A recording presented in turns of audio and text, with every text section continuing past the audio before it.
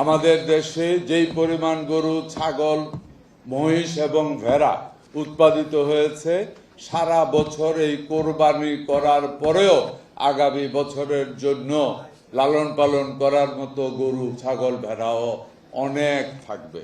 এই মাদ্রাসার ছেলেবেলেগুলিতে বাংলাদেশে প্রায় 1 কোটির মতো ছাত্র আছে, মাদ্রাসাতে পড়ে। এরা জবাইও করে, এরা ধর্মীয়ভাবে লেখাপড়া করে।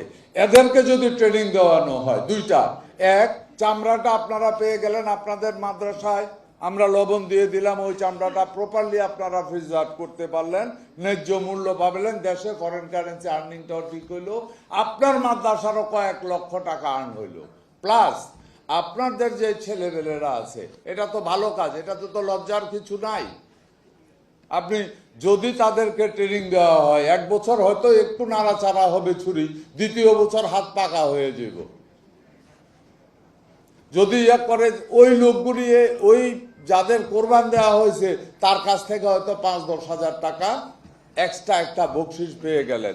10 হাজার টাকা যদি একটা ছেলে চামড়া ছিলা মাংসটাকে একটু সেপারেট করে, ঈদের দিনে সবাই কাজ করে, শুধু সেপারেট করে দিয়া একটা ছেলে যদি 10 হাজার না 12 হাজার টাকা না 15 হাজার টাকা যদি পায়, তাইলে চিন্তা করছেন প্রত্যেক মাসে এভারেজ 1,500 টাকা তার পকেট খরচটা হয়ে গেল পুরা বছরের জন্য। হিসাবটা একটু মিলে দেখেন। ছেলেবেলে থাকে ম্যাচিউর যারা, এর ভিতরে 100 জন যদি ট্রেনিং নেওয়া যায়, তারপরে যত পিছনের ছেলেবেলেরা আছে ওই 100 জনেই বাকিদেরকে ট্রেনিং দিবে। একবার ট্রেনিং দেওয়ার পর বাকি জিন্দিগি আর ট্রেনিংয়ের দরকার হবে না।